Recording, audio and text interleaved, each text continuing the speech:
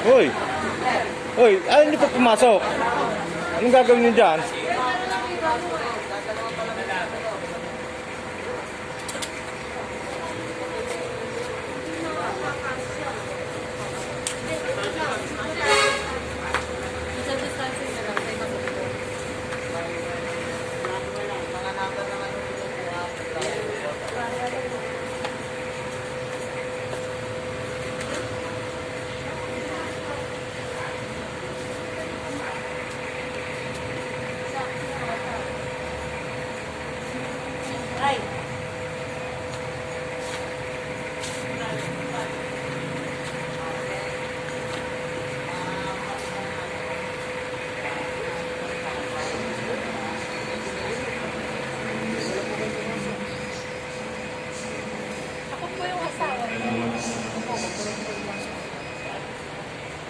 Pahinga na po.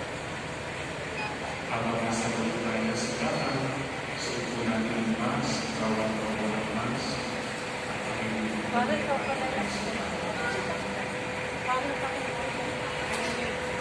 Pwede lang. Diyan na sa likod.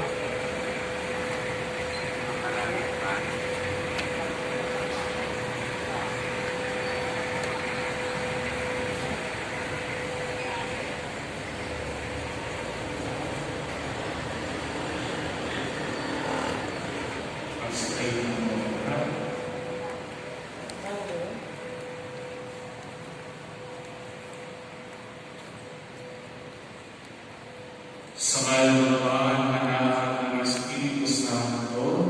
Amen. Sumainyo ang Panginoon. Manalangin tayo. Pamanangin may kapal, tinuturo sa amin ang pananampalataya ng iyong anak na Jesu Cristo ay namatay at muling nabuhay upang mamuhay kami sa kamatayan.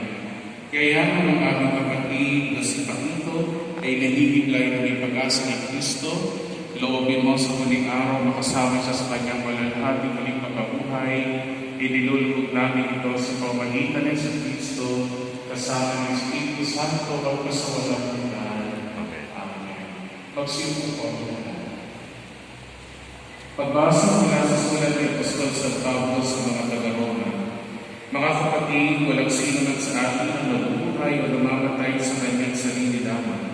Kung tayo nabubuhay tayo para sa Panginoon. At kung tayo namamatay tayo para sa Panginoon. Kaya sa mabuhay o sa mamatay, tayo sa Panginoon. Sapagkat si Kristo ay namatay at muling nabuhay upang maging Panginoon ng mamamatay at mamamatay. Tayo lahat ay haharap sa hukuman ng Diyos sapagkat sinasabi sa kasulatan, sa aking pagiging Diyos, sabi ng Panginoon, ay sinusumpa ko ang bawat isa ay luluhod sa harapan ko at ang bawat nila'y magpupuri sa Diyos. Kaya lahat tayo ay magbibigay sulit sa Diyos. Ang salita ng Diyos. Salamat sa Diyos. Sa tugunan ng ating pagtutugon, Panginooy mananahan sa piling ng mga buhay. Ulitin natin. Panginooy mananahan sa piling ng mga buhay. Ikaw, bayan ng Israel, magtiwala sa Panginoon. Siya ang iyong sanggala, laging handa na tumulong. Sa Panginoon, magtiwala, kayo may takot sa Kanya, pagkat siya ang tumulong at sa inyo ay mag-aadya. Panginoon, mananahan sa piling ng mga buhay. Ang Diyos ay magpapala, hindi tayo nilipunin, pagpapalin ako ng itong bayan ng Israel. Sa lahat ng may lungtang, Kristohin na magpapala, kung magpapalipantay-pantay, maliit man dakila. Panginoon, mananahan sa piling ng mga buhay. Ako'y kanyang niligtas sa puko ng kamatayan, dinubos sa pagkatalo, at kung ako'y pinihiran. Sa harap ng Panginoon, doon ako mananahan sa daigdig nitong buhay. Panginoon, mananahan sa piling ng mga buhay. Tumayo na po ako. Alleluia, Alleluia, wikahin mo ko, nakikinig ako sa iyong mga salita. Alleluia, Alleluia, Alleluia.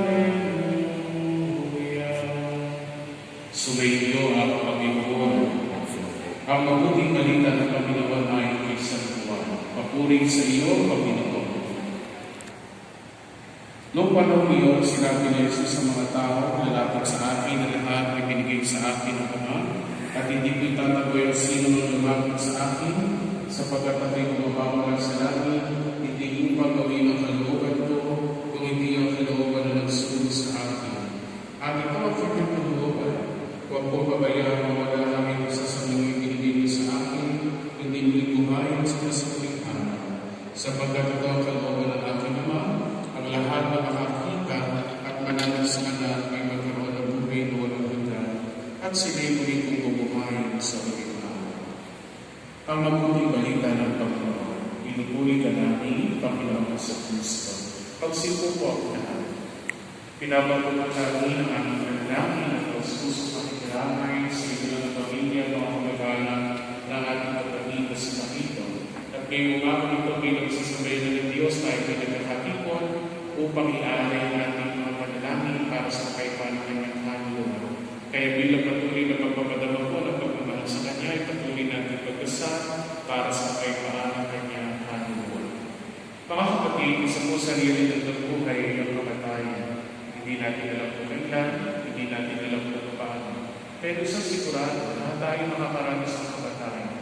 Na dahil hindi natin alam kung kailan kung paano natin ang takot, pangamba. Bakit? Dahil mahal natin ang ating buhay. Mahal natin ang bawat iyong ng ating pamilya.